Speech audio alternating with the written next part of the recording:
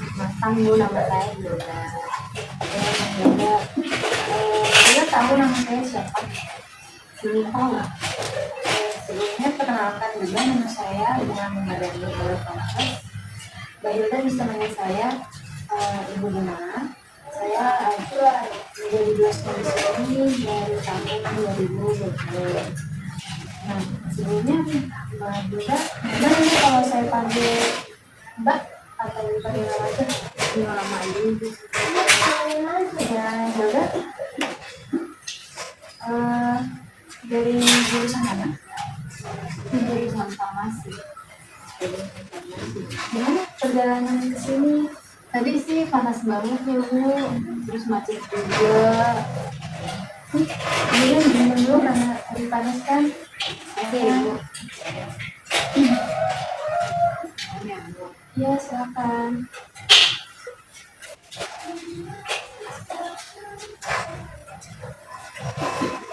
Sebelumnya kita kesini mau ada apa dengan Ibu? Mas Ibu mau cerita-cerita gitu, apa sih namanya, konseling ya? Ya betul, namanya konseling. Sebelumnya Hilda tahu konseling ini dari mana? Dari teman sih Bu, dia bilang disini bisa konseling gitu. Nah kebetulan saya mau cerita-cerita gitu Bu. Ibu mau nanya boleh? Hilda sebelumnya kenapa belum pernah melakukan konseling sebelumnya? Apakah di sekolah Hilda itu nggak ada guru BK-nya atau nggak ada layanan sesuatunya? Sebenarnya ada Bu, cuma saya tuh takut bocor gitu Bu. Takut bocor gitu ya. Oke, sebelumnya karena Hilda belum tahu konseling itu apa, Ibu jelaskan sedikit ya, biar nanti Hilda ada gambaran tentang kegiatan yang kita lakukan. Jadi, konseling itu adalah kegiatan yang dilakukan oleh saya sebagai konselor untuk mengentaskan masalah yang dialami oleh klien atau Hilda sendiri. Jadi, misalkan Hilda punya masalah, Hilda bisa cerita dan kita sebagai konselor akan membantu menyelesaikan masalah yang dialami. Nah, dan Hilda pun nggak perlu takut tentang apa yang Hilda tadi ucapin. Di sini dalam konseling ini itu ada asas-asasnya, yang salah satunya adalah asas kerahasiaan. Jadi apapun yang Hilda ceritakan, apapun yang Hilda mau ungkapkan kepada saya, itu pasti akan saya rahasiakan, jadi hanya kita berdua saja yang tahu. Lalu ada asas penormatifan. Jadi kegiatan konseling ini masih dalam hukum-hukum yang berlaku, jadi tidak melewati atau tidak melanggar hukum-hukum yang berlaku. Terus juga ada asas keterbukaan. Jadi nanti Hilda bisa terbuka dengan Ibu, apapun masalah yang Hilda hadapi, jangan ada yang ditutup-tutupi, biar Ibu bisa membantu Hilda dan menyelesaikan masalah juga dengan baik. Lalu ada atas dasar kesukarelaan. Nah, Hilda kesini atas paksaan dari orang lain atau sukarela? Sukarela melawan sendiri sih. Ya, bagus ya kalau kayak gitu. Jadi Hilda sini dari faktor orang lain, tapi karena kemauan diri sendiri.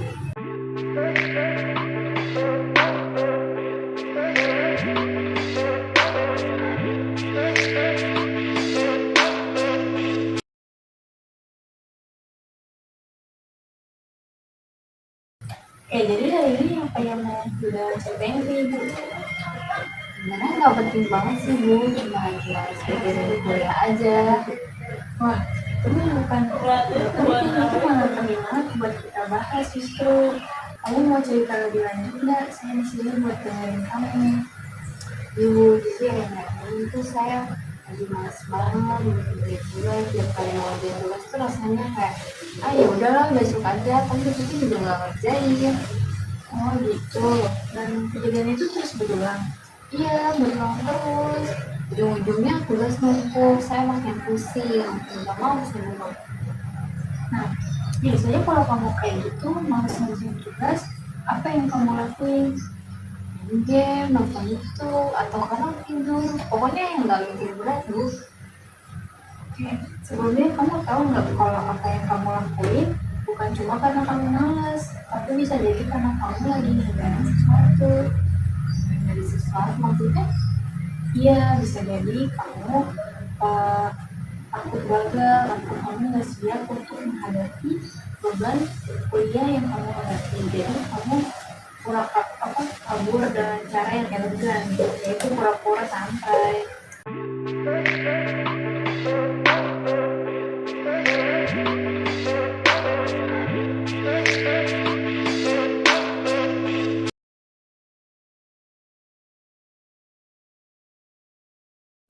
Oh emang gitu ya Bu? Iya, nah sebenarnya kamu tuh pengen berubah nggak? Atau kamu tuh udah nyaman sama kondisi kamu yang sekarang? Saya sih pengennya berubah Bu, tapi ya bingung mulai dari mana. Saya ngerasa udah terlalu jauh ketinggalan. Nah ini boleh nanya dulu nggak? Nah kamu pernah nggak memikirkan atau membayangin kalau misalkan kamu dalam kondisi yang kayak gini terus sampai akhir semester nanti? Pernah? Mungkin nilai saya bakal jelek semua atau saya mungkin nggak lulus sama kuliah. Nah, perasaan kamu gimana kalau itu terjadi? Khawatir, tapi kadang saya juga ngerasa kayak, ya udahlah, capek gitu terus. Oh, jadi kamu lebih memilih buat tenang sekarang, walaupun bayarannya mahal nantinya. Kalau dibilang itu sih, iya Bu.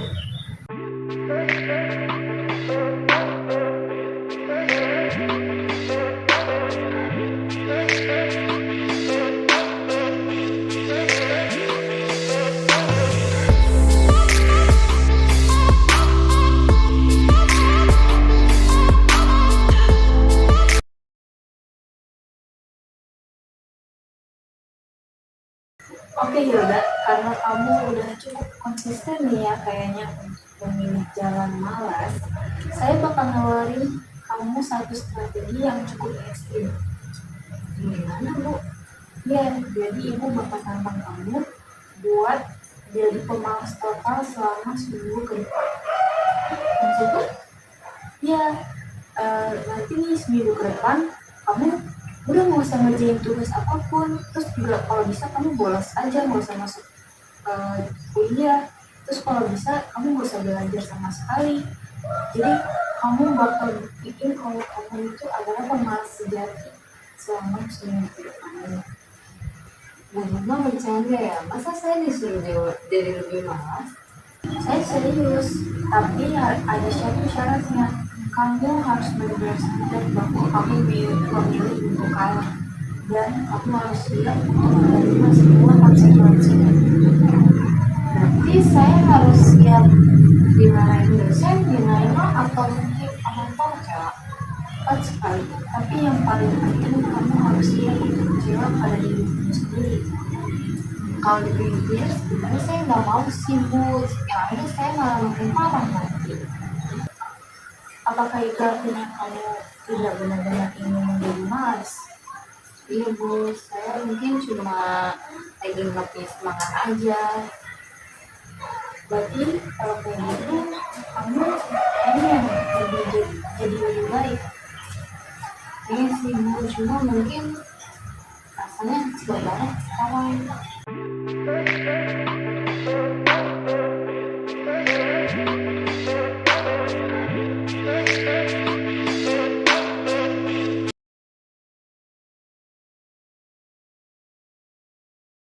Oke, jadi sekarang kita nggak perlu merubah kamu secara langsung secara besar-besaran. Tapi kalau hari ini kamu bisa mengambil satu langkah kecil untuk bertanggung jawab, kamu akan menjadi pemenang utama. Kayak apa contohnya Bu? Itu sesuai pilihan kamu. Contohnya, kamu mengerjakan tugas yang udah lama banget kamu tunda-tunda sebelumnya. Terus, atau kamu bisa datang lebih awal jika kuliah langsung. Yang biasanya kamu datang terlambat atau kamu bolos. Oke, saya memilih untuk mengerjakan tugas di malam ini.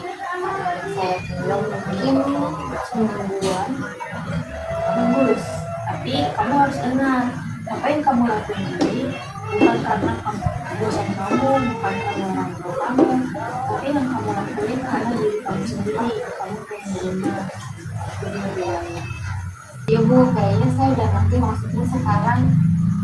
Oke, jika kamu bisa bertahan selama seminggu aja dengan melakukan satu tindakan kecil per hari, kamu bakal bisa lihat nih yang nanti perubahan semangat kamu.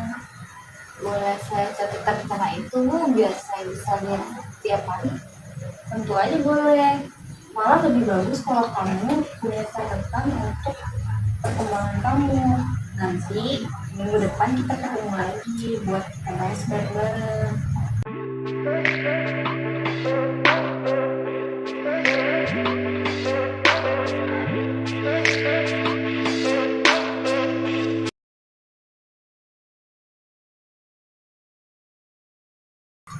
Oke, jadi sekarang kamu bisa bikin catatan.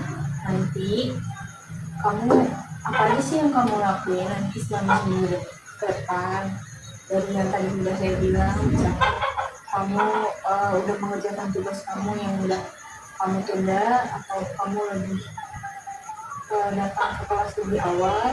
Kamu boleh catat nih di sini ya, nanti minggu depan kita bakal bahas bareng-bareng ya. Kamu jangan lupa bawa ya.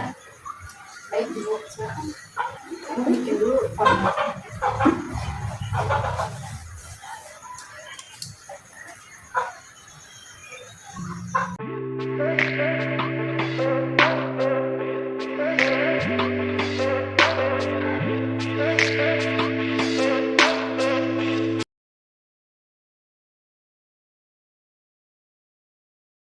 Oke Yoga, kamu udah luar biasa banget kali ini. Kamu udah berani untuk terbuka sama ibu. Kamu juga berani untuk menerima tantangannya. Ibu kasih. Dan kamu memilih untuk berubah menjadi yang lebih baik. Makasih Bu, padahal saya mikir saya bakal dimarahin, ternyata saya malah dipanggil malas. Iya Yoga, kadang kita harus melihat dari sudut pandang yang nggak biasanya, biar kita sadar apa yang sebenarnya kita lakuin. Dulu saya jadi pengen buktiin ke diri saya sendiri sekarang. Bagus, itu semangat yang saya nantikan. Oke, minggu depan nanti kita ketemu lagi ya. Bakal ibu jadwalin untuk tanggal yang lainnya. Saya ingin mengevaluasi yoga yang baik. Siap Bu, saya akan jalani tantangan satu minggu ini. Makasih banyak ya Bu. Baik, sama-sama.